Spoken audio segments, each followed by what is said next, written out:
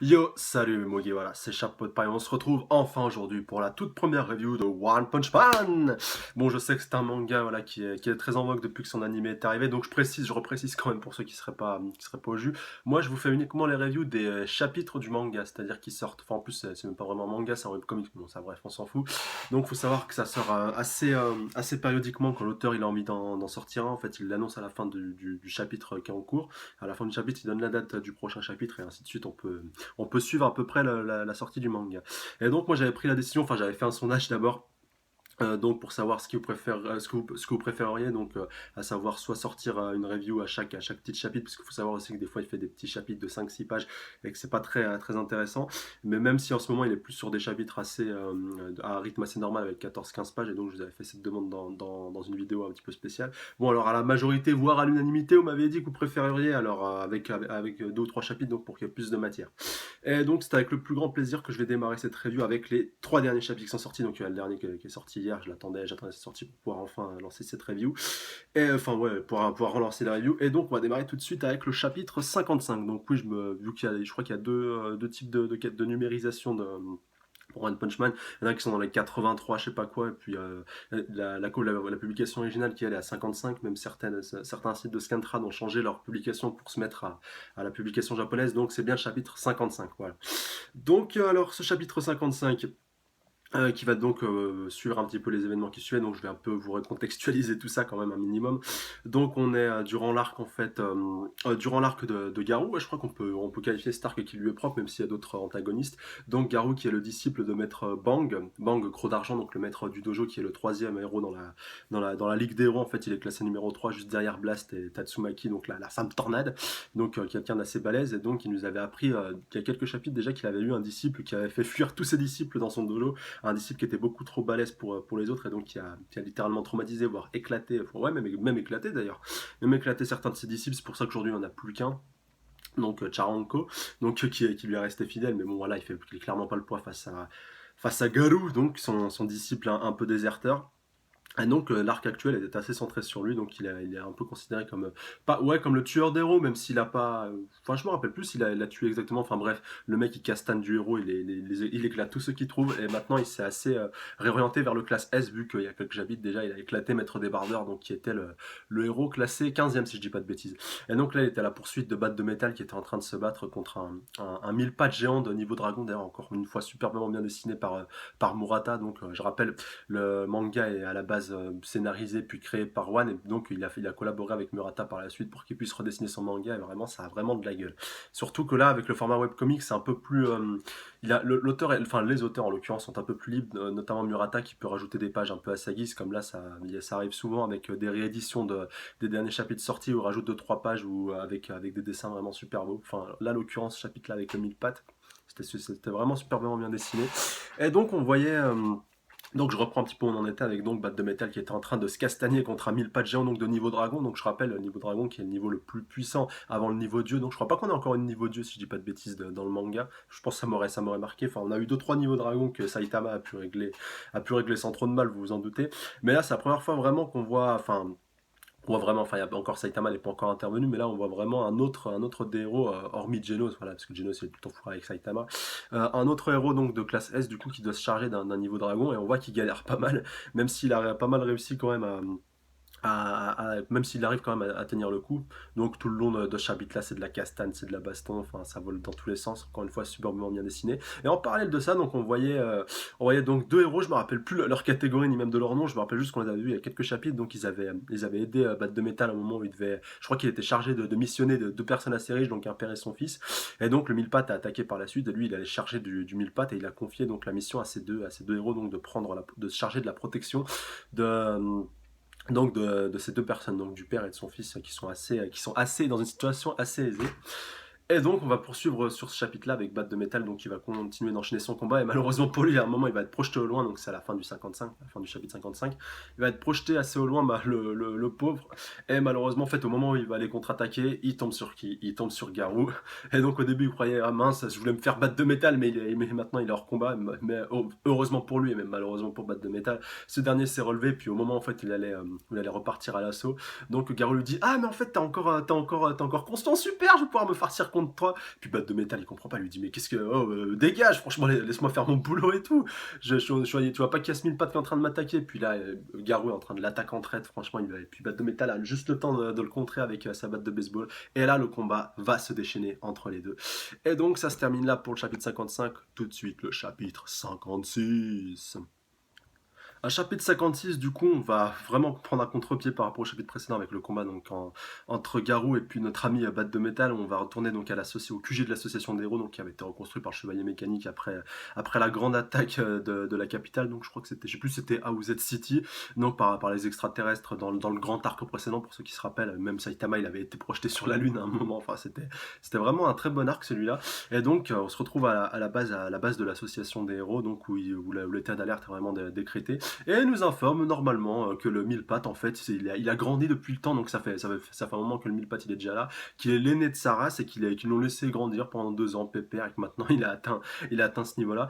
Donc il regrette un peu l'absence donc de King, pour ceux qui se rappellent, donc c'est le héros qui a un peu pris la place de Saitama. En fait, Saitama, au début où il a commencé à être actif en tant que héros, en fait, il a un peu pris sa place, si vous voulez, vu que Saitama il se barrait un peu normalo, tranquillement, après avoir éclaté les monstres. King était toujours présent sur le champ de bataille, et donc l'association des héros en a déduit que c'était lui qui les avait poutrés, alors que le mec est une merde sans nom. Enfin, le seul truc qui s'est buté, c'est des monstres sur des jeux vidéo. Enfin, le mec, il est clairement pas, il est clairement pas à sa place. Enfin, c'est vraiment clairement un usurpateur par rapport à Saitama. Et donc, l'association des héros qui ne sait toujours rien encore sur la vérité, enfin il n'y a que Saitama et puis peut-être Genos, si je dis pas de bêtises, qui connaissent la vérité sur King, et donc qui disent pourquoi est-ce que King et puis Matsuki ne sont pas là, donc la femme tornade, pourquoi est-ce qu'ils sont pas présents? On aurait vraiment besoin d'aide à ce moment-là. Enfin, même Blast, j'avoue, Blast, franchement, c'est vraiment un héros que j'ai envie de voir. Enfin, je pense que c'est le cas de tout le monde. Donc, je rappelle, c'est celui qui est catégorisé numéro 1 donc, sur l'association des héros. Donc, c'est juste par rapport à lui que ça a été précisé que le mec, il vient un peu quand il veut et qu'il répond pas tout le temps à l'appel des héros. C'est pour ça que quand les extraterrestres avaient attaqué dans l'arc précédent, il y avait eu une réunion de tous les S-Class, et même c'est à cette occasion-là qu'on les avait à peu près tous vus, sauf Blast. Donc, il n'avait pas pris la peine de venir. Enfin, voilà, c'était pas assez bien pour lui. Et donc l'état d'alerte est vraiment décrété, c'est vraiment le bordel. Ils disent qu'il faut vraiment qu'on envoie le plus d'héros, le plus de héros possible sur place. Et là, on voit donc le chevalier mécanique, donc celui qui est classé numéro 6 en tant que S-class, donc pas le chevalier de métal. Donc c'est celui qui est vraiment voilà un peu le méchant de service.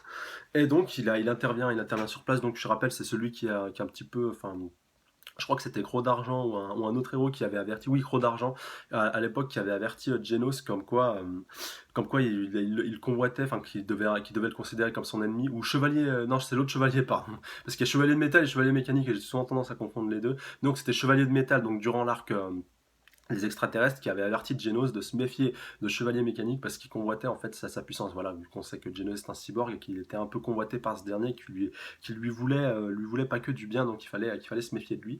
Et donc il intervient un peu in extremis pour sauver nos deux héros donc, qui étaient encore sur place. Je rappelle ceux qui avaient secouru le père et le fils donc d'une famille assez aisée qui à la base était sous la responsabilité de Bat de Métal.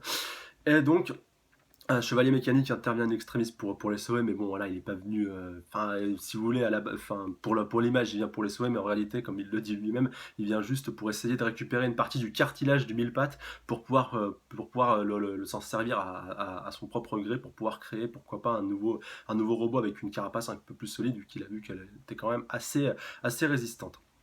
Donc c'est lui qui va engager le combat face à eux, mais malheureusement pour nos deux héros avec le père, donc elle le fils d'une famille assez aisée, je me rappelle plus de leur nom, donc ils vont se retrouver encore une fois malheureusement pour eux face à des monstres, donc un rhinocéros, une sorte de sac de nœuds, je sais pas si vous vous rappelez le Pokémon, donc avec plein de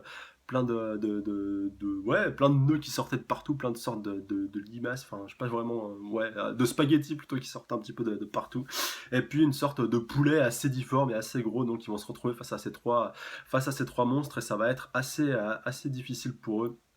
Et enfin, on va terminer ce chapitre en revenant donc sur la confrontation principale qui vous intéresse. En fait, si vous voulez, il y a un peu la transition qui disent mais je vois pas Batte de Métal, enfin c'est le poulet qui dit ça. Je vois pas Batte de Métal, il était pas censé combattre le mille-pattes parce que c'était lui qui cherchait à la base les trois monstres. Et donc on atterrit sur Batte de Métal qui continue son combat face à notre ami Garou. Et malheureusement pour lui, le combat ne tourne pas trop à son avantage. Bon, voilà, il a déjà un combat face aux 1000 pattes dans les jambes. Bon, ça peut se comprendre, surtout qu'il est sur le classement, il est un peu moins fort que Maître Débardeur, même si ça se voit à peu près, voilà. Même s'il est numéro 16 et que. Niveau 16. Même s'il est numéro 16 et que Maître Débardeur est numéro 15, voilà. Mais j'ai hâte de voir en tout cas ce que ça va donner lorsqu'il devra affronter un client un peu plus sérieux que Bat de Métal, même si Bat de Métal c'est déjà pas mal. Donc on va voir, on se retrouve tout de suite pour la review du chapitre 56.2, donc la suite de ce combat directement. Un chapitre 56.2 donc que je vais vous faire en live vu qu'il est sorti aujourd'hui et c'est un petit peu pour ça que j'en ai un petit peu profité. Donc voilà, review semi-live pour ceux qui savent pas, c'est quand je fais la review de plusieurs chapitres, donc je pense que ce sera plus souvent le cas pour One Punch Man. Donc je vous fais un ou plusieurs chapitres, voilà, je vous raconte un petit peu ce qui s'est passé. Et donc voilà, des chapitres qui sont déjà sortis ou que j'ai déjà lus. Et donc le deuxième chapitre, enfin ou le dernier chapitre en l'occurrence de la vidéo, je vous le garde pour vous et donc je fais la review en live. Voilà, donc review semi-live, c'est un peu le compromis entre des reviews non live et des reviews live. Bref, donc on démarre ce chapitre 56.2, donc pour ceux qui ne connaîtraient pas encore trop la dénomination comme par rapport à ce que je vous disais en début de vidéo, en début de review. Donc là, c'est un chapitre qui vient en complément du 56. C'est pas le 57 ni ou le 58, c'est un complément un complément du 56. Donc il aurait très bien pu faire 6-7 pages, comme il aurait pu en faire 13-14. Enfin, ça dépend vraiment du chapitre en question et de la numérotation. Enfin, ça dépend de plein de paramètres. Voilà, bref. Donc, on voit donc Bat de Métal, donc la suite du combat précédent, la suite du chapitre précédent où Bat de Métal était un petit peu acculé par Garou. Et donc là, il se relance un petit peu à l'assaut. Donc tu me sous-estimes, lui déclare-t-il. Et là, franchement, encore une fois, c'est pas vraiment bien dessiné. Il allait lui asséner un énorme coup de batte. Et Garou a pu l'esquiver in extremis et a pu le contre-attaquer avec un coup de coude, je crois qu'il lui a mis. Franchement, super vraiment bien fait. Et Bat de Métal qui commence un peu à encaisser, là, on voit vraiment qu'il il a énormément de sang qui gicle de sa tête, enfin, on voit qu'il est vraiment, vraiment très mal en point. Donc il lui déclare, avec cette quantité de sang, tu devrais à peine pouvoir rester éveillé. Je crois que ouais, c'est Garou qui lui dit ça. De plus, tu as de multiples fractures osseuses, tu ne tombes pas malgré tout, c'est la volonté du héros, mais tu as atteint ta limite, lui déclare-t-il. Alors, est-ce qu'il va en terminer avec lui dans ce chapitre? Ouh, batte de métal killer commence à le réenchaîner, et là Garou il extrait une extrémiste en se baissant. Et donc, franchement, encore une fois, avec le mouvement de la batte et puis la vitesse et tout, on voit Garou qui fait une pirouette par-dessus le coup qu'il a pu lancer. Ouh, il l'enchaîne avec un énorme coup de pied en pleine face. Franchement, c'est un mix de kickboxing et de Muay Thai un peu ce qu'il est en train de faire, Garou. Il est vraiment impressionnant, en tout cas au corps à corps. Donc, Bat de Baseball est en train de l'enchaîner avec une multitude de coups de batte. Et donc, ses swings sont plus rapides, déclare Garou. Donc, il voit qu'il a à peu près compris, enfin, Bat de Baseball a un petit peu compris le lascar qu'il avait en face de lui. Donc ils sont clairement plus puissants qu'avant. Donc est-ce que Bat de Baseball deviendrait plus puissant lorsqu'il est acculé ou lorsqu'il est en difficulté? Donc Garou déclare ce type, je ne pensais pas que c'était possible. Ouais, vu qu'il était un peu moins bien classé que Maître des Bardeurs, enfin après c'est vrai que le classement ne veut pas toujours tout dire, à se méfier. Enfin même pas à part pour les premiers de ce classement, je pense pas trop, mais bon, quand on voit que King est 7ème, alors que voilà, mais là, clairement, un Bat de Baseball se défend un petit peu plus que Maître Débardeur, alors qu'il est classé derrière lui. Voilà. D'ailleurs, il faudra peut-être qu'il soit un peu réévalué. Donc, nope, c'est pas mon imagination, déclare Garou. Plus il prend de dégâts, plutôt que de succomber, il obtient de plus en plus de force physique. Et donc, il la compense et puis il l'applique un peu plus sur son combat. Donc, il lui déclare, toi, je croyais que tu allais mordre la poussière. Quelle est la raison derrière tout ça? Et donc, au chiotte, la raison, il lui répond. Je croyais en fait qu'elle était vraiment là-bas, la raison qu'elle était au chiotte. Sur la première lecture, j'avais pas compris que c'était l'expression. Donc, c'est mon fighting spirit, donc c'est son style de combat. Donc, de quoi il parle se demande Garou, un petit peu dubitatif. Ah, pourquoi t'as arrêté de bouger, chasseur de héros? Amène-toi. Et là, vraiment, batte de baseball, il en a marre, il veut en terminer avec lui. Il y a ce putain de 1000 pattes géantes derrière toi. J'ai pas de temps à perdre avec un petit con. Ce type, il veut toujours se battre contre le mille pattes, enfin voilà, pense Garou. Donc il lui dit, on va voir pendant combien de temps tu vas garder ton fighting spirit. Et donc là, je vais jouer encore un peu avec toi. Et donc, dernière page du chapitre. Ouh là là, donc Garou qui passe un peu en mode Super Saiyan 1, vous savez, en mode super gonflette et tout. Enfin, je crois que c'est Super Saiyan God full power, un truc quelque chose comme ça. Donc c'est un mode qu'on avait vu pendant l'arc Cell, donc c'était surtout Vegeta et puis Trunks qui avait utilisé ce pouvoir-là. Enfin, qui avait utilisé ce mode-là, même si Goku et puis Gohan l'avaient aussi appris, mais il n'était pas très, très fan vu que c'était pas un mode qui était très pratique, si vous voulez, ils avaient plus beaucoup de puissance, mais d'ailleurs c'est pour ça que Vegeta avait un peu lâché l'affaire face à Cell, assez puissant mais pas assez rapide pour pouvoir toucher son adversaire. Enfin bref, donc le chapitre se termine là-dessus, donc là on a un Garou qui commence vraiment à se mettre en mode débardeur, enfin vraiment en mode bodybuilder. Donc prochain chapitre le 24 décembre, donc ce sera juste avant Noël, un petit cadeau. Donc on verra, enfin je verrai si je ferai... ouais, je pense que j'attendrai quand même peut-être 2 ou 3 chapitres, peut-être pas 3 chapitres, ou peut-être 2, enfin je verrai un peu comment je procéderai par la suite. En tout cas, ce chapitre se termine là-dessus, donc bah, comme d'hab, dites-moi vos avis dans les commentaires, vos théories. Est-ce que ça vous plaît, excusez-moi pour le boucan, est-ce que ça vous plaît donc déjà la série sur One Punch Man? Donc je vais un petit peu développer quand même par rapport à l'univers en entier. Donc déjà je suis assez fan du personnage de Saitama qui quand même est vraiment classe, vraiment bien développé, qui prend vraiment à contre-pied si vous voulez.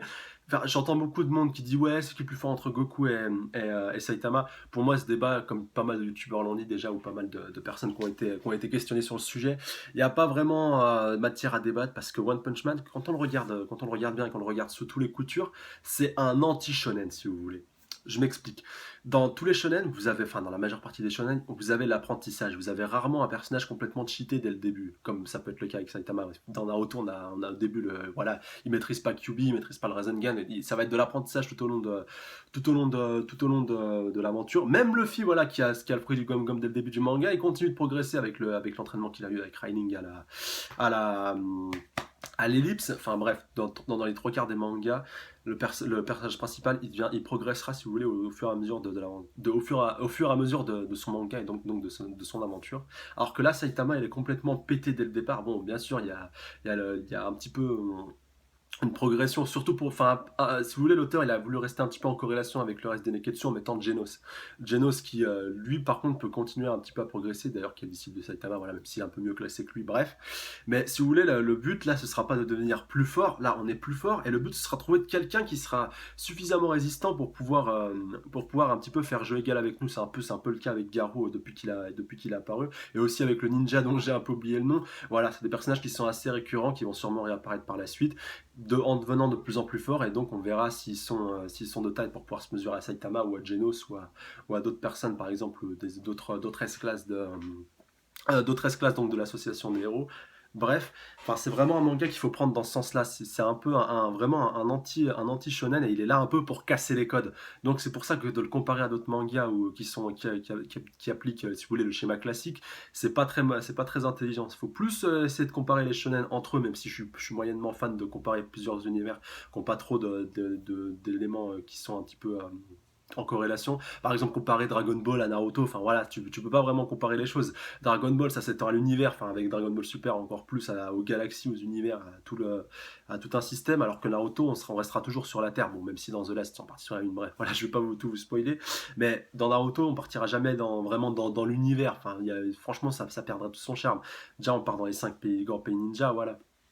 Donc, faut arrêter de comparer vraiment tous ces mangas parce que ça a pas trop de sens à mon goût, ça a pas trop d'intérêt surtout.